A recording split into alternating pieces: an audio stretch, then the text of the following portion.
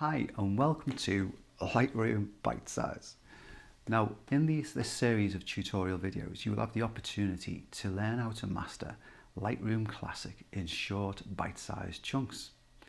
Now you can also watch the whole series of videos from start to finish, or you can simply just jump in when you feel you need to. Now this particular video is all about how to import your photographs from an SD card correctly into the Lightroom catalog system. Now before we start, should we watch some titles? Yeah, come on, let's watch some titles.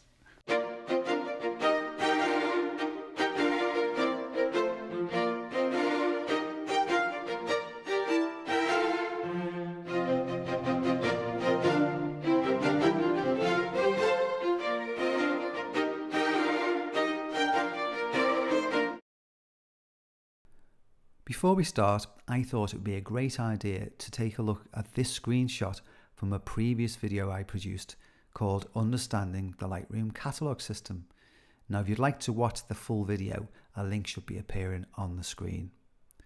Now this video is all about how you get your photographs from your SD card into the Lightroom Catalog System. So if we take a look at the screenshot and look on the right hand side, we can see the route that your photographs will follow to get into Lightroom. Now once you place your SD card into your card reader while you've got Lightroom open, an import box should appear. And one of the things we can do when that happens is it gives us the opportunity to create a new photo folder, and we can name that photo folder. And then we can set its destination to be the main photographic folder that hopefully you've got stored on an external drive. Lightroom will import the photographs and make sure that they are also in the catalogue. And it's a very simple thing to do, but it's fundamental. So hey, why don't we go and open Lightroom and do that whole thing in real time, and you can see how easy it is. So here we are then in the Lightroom environment. Now when you first launch Lightroom, it will create a default catalogue and it will place that into your pictures folder. Now to be fair, it doesn't really matter where the catalogue is located. It is really important where the photographs are located in the main photographic folder, and you should never be tempted to move that folder because it will break the link with Lightroom and Lightroom just simply won't work. However, the catalogue can kind of live anywhere. Now I'll talk more about that later and the various options you've got of where you store your catalogue. Now I don't want to use this default catalogue because, as I said, it's living in the pictures folder. I don't want that. So what I need to do is create a new catalogue specific for this series of Lightroom bite-sized tutorials. Now I've already gone ahead and created a main photographic folder which is living on an external drive. So I'm going to show you how simple it is now to create a new catalogue. Simply go to the top of the Lightroom window, click on File, and then select a new catalogue. Simple as that. Now I know that I want to put my catalogue into this main photographic folder, which is living on my LaCie or LaCie 3TB drive. Now I've already created the folder, Lightroom bite-sized photographs. So all the future tutorial photographs are going to live inside this main photographic folder. Now yours could be called something would be called something different, but that's where I'm going to place my catalogue. Now I'm going to call this catalogue Lightroom bite-sized catalogue.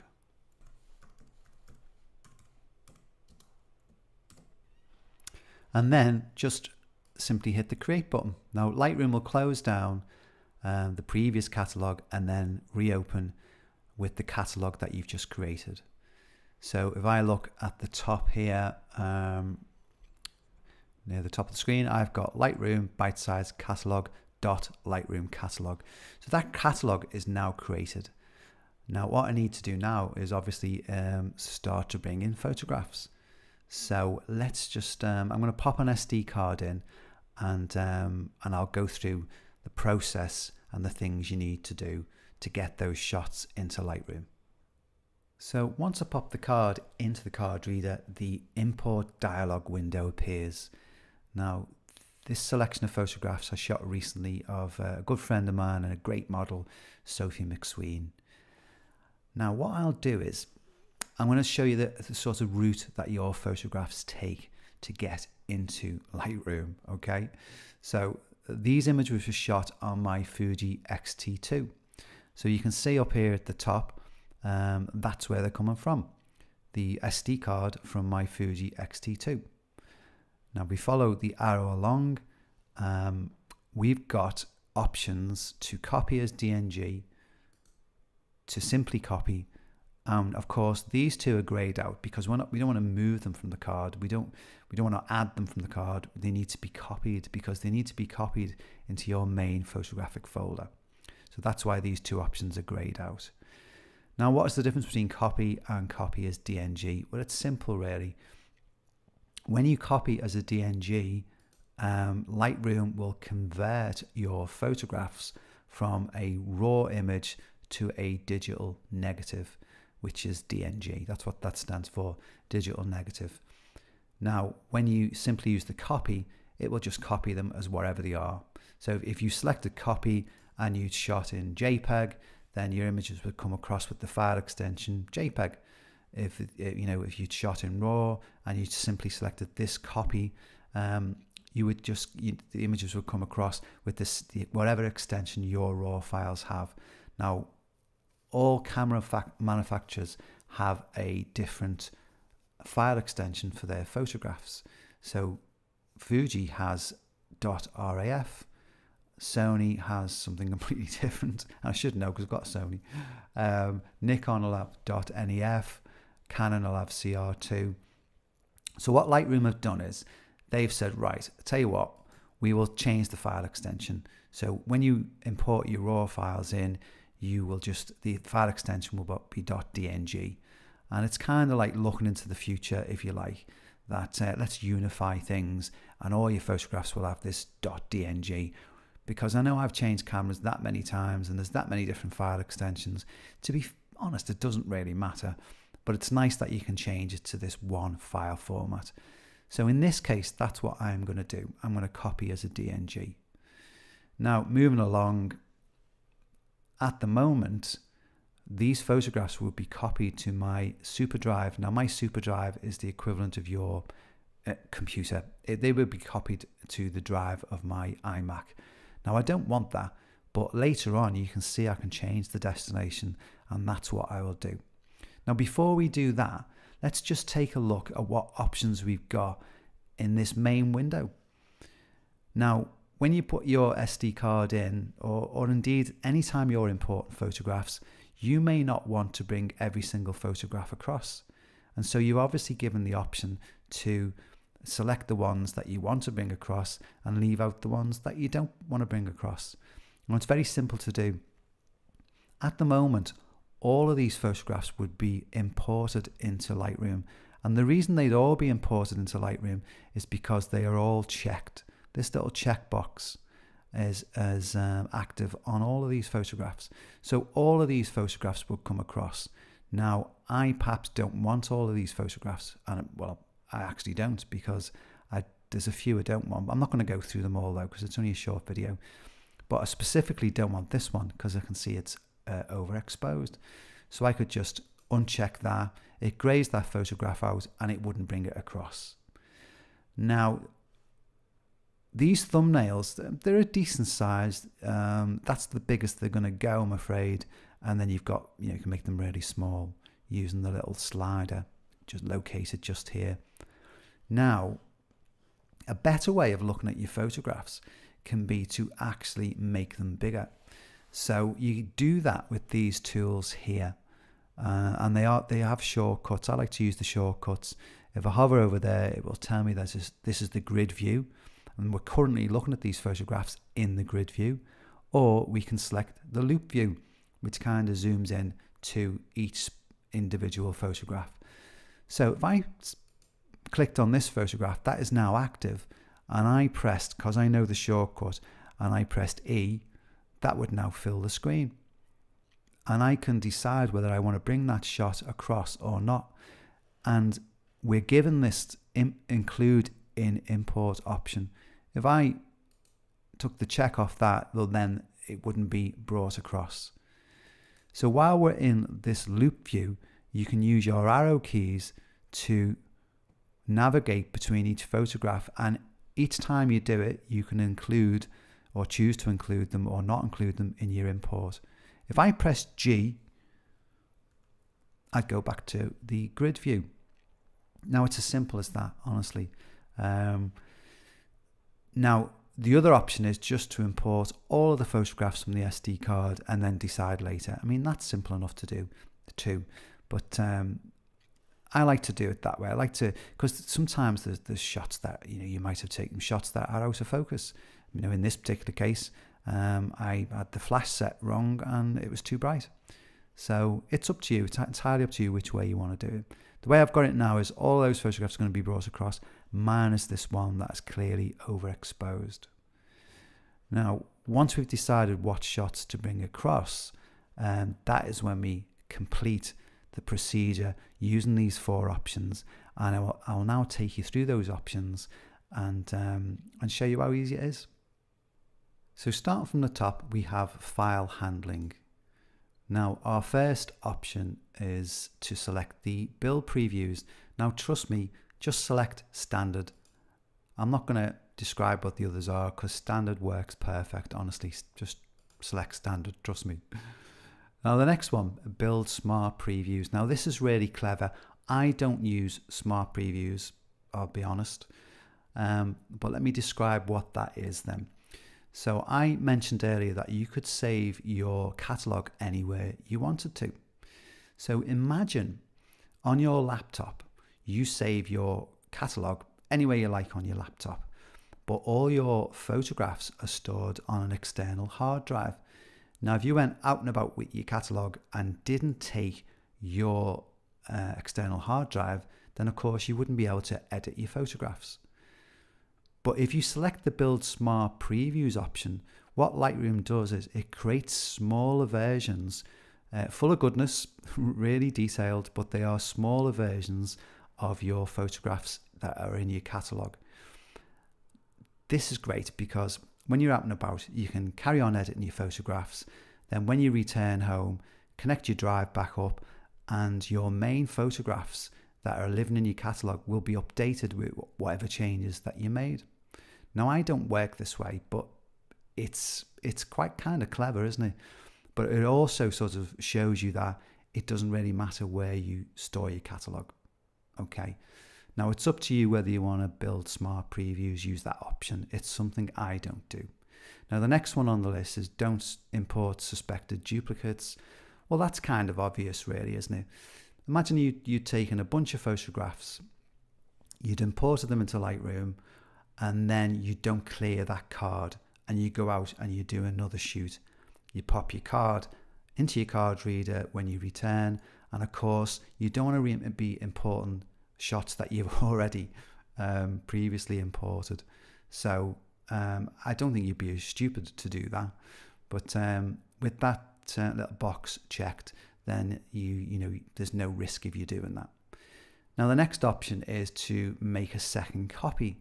Now this again is something I don't do, but during the import you can tell Lightroom to save additional copies to another drive. Now I like to do this manually, I like to do this myself, but it's a nice feature to have in Lightroom because really you should have backups of your work. So you've got the option to do it there. Now lastly, on the file handling section, we have add to collection. Now in another video we'll go right through what a collection is. This video is not about that, so I'm not going to do that. But just to give you a little heads up of what a collection is, in this particular case, I'm importing photographs of a model. Now, I might have a collection already saved called models.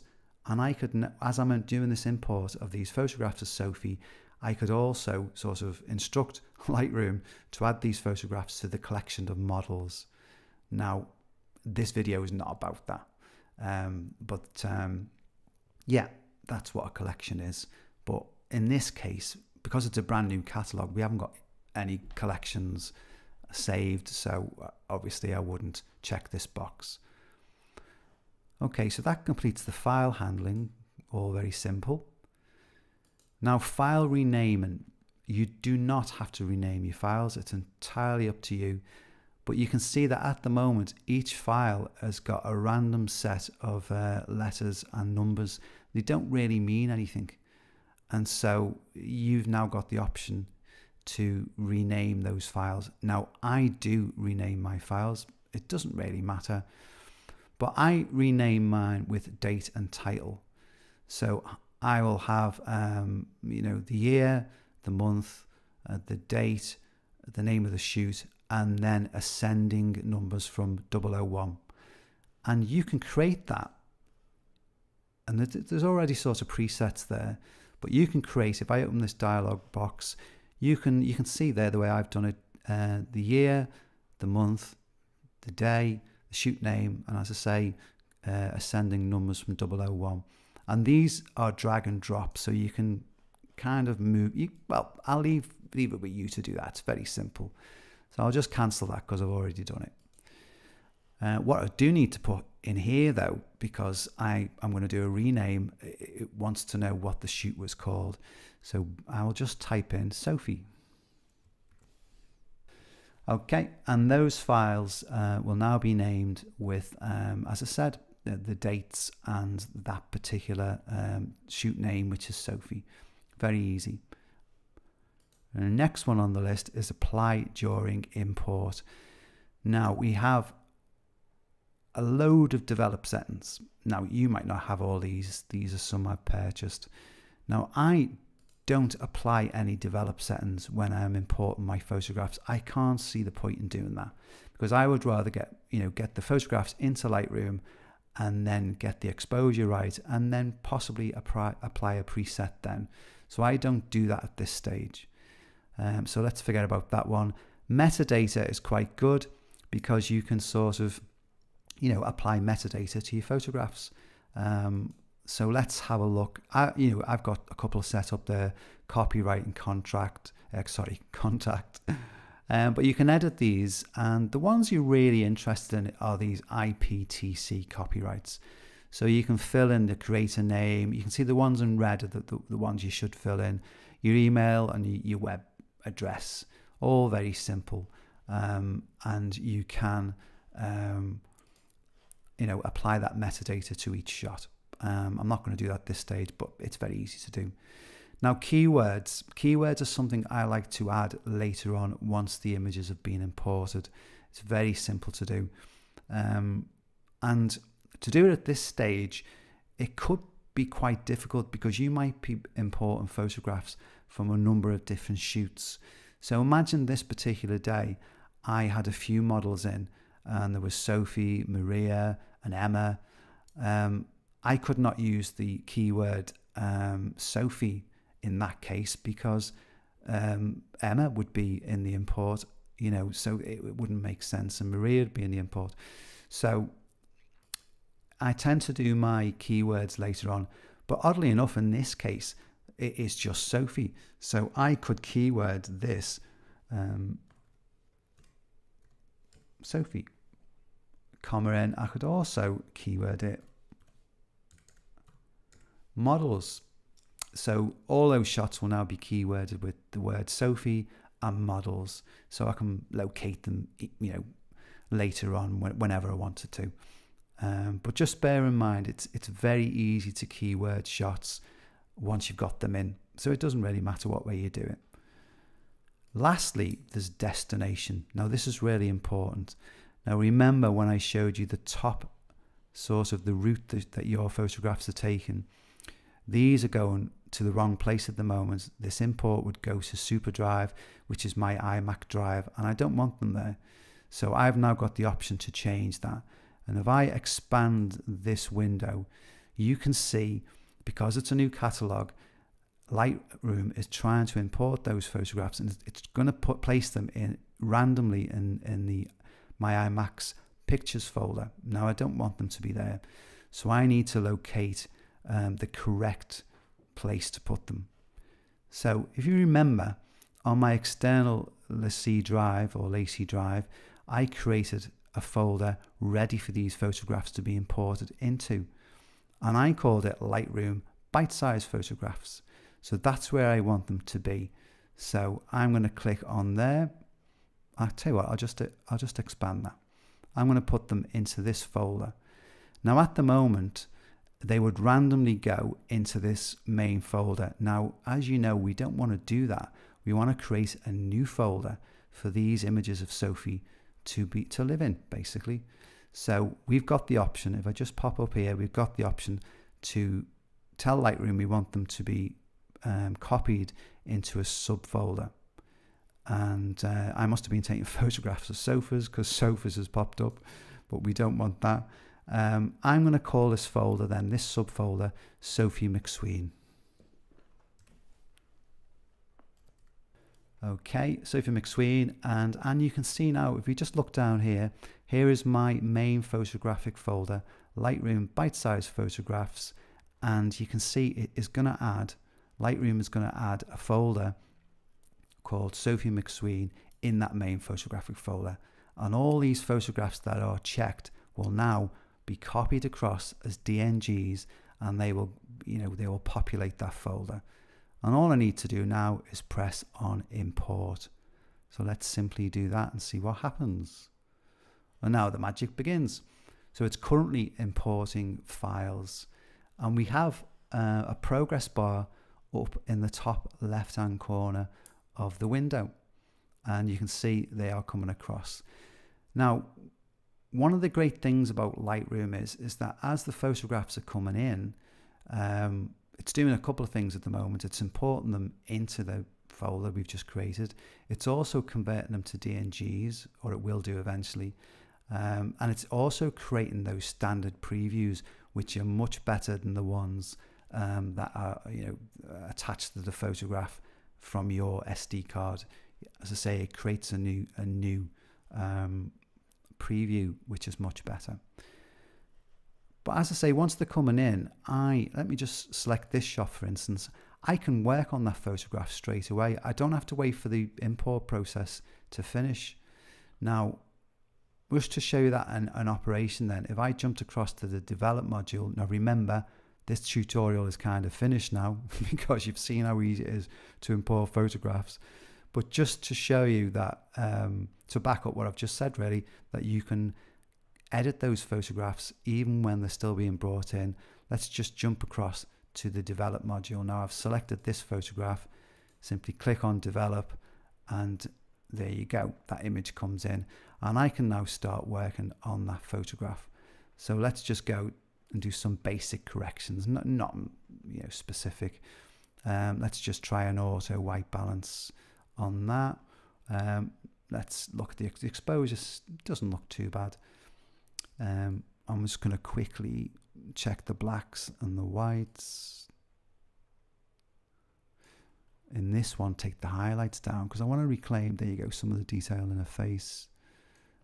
Shadows, the shadows seem fine, don't they? There you go, just open them up a little bit. Okay. So I've just done a few minor, just to show you, not fantastic, like I say, just to show you. There's a before and there's an after. Of course, I would carry on working on that shot.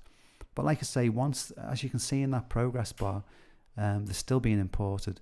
But, if you can't wait to get started, by all means, you can work on your images while they're being imported. So I thought it'd be really interesting for you to take a look at the finished edit. So on the screen at the moment, we got the original RAW file straight from the camera on the left and the edited version on the right hand side. Now if we take a look at the RAW version on the left, I can instantly see that the white balance is incorrect. And you can see that in a t-shirt, which I knew to be black.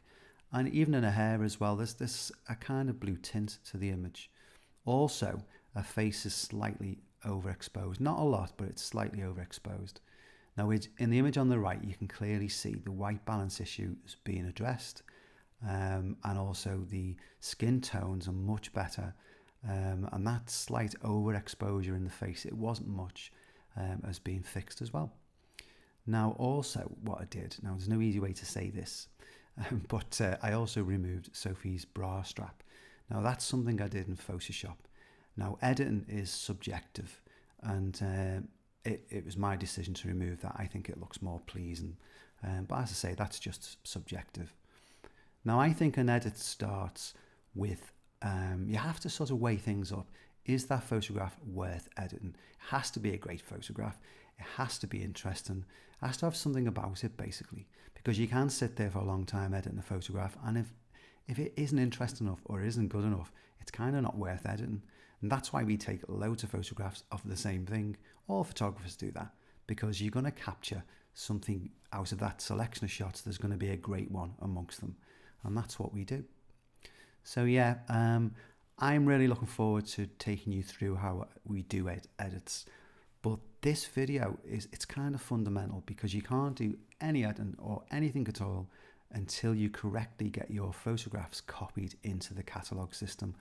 Once that simple task is completed, then you can start looking at, as I say, all the sexy part, which is the editing side of things. Returning to the library module, I can now see that all those photographs have been copied across from the SD card. Now, if we look in the folders section on the left hand side, I can also see I now have one folder called Sophie McSween, and it contains 49 photographs. Now, as you continue your journey using Lightroom, this particular folders section will be populated with many folders. And to select a photograph within that folder, you just simply click on the folder and you can gain access to it. So, I hope you enjoyed that short Lightroom tutorial video. Now, I say short, it was slightly longer than what I expected it would be, but there was a lot to cover. Now, please subscribe and also click on the little icon that allows you to be notified when I upload further tutorial videos. So take care, and thanks for watching, and I will see you in the next video. Bye for now. Take a photograph and make the moment last.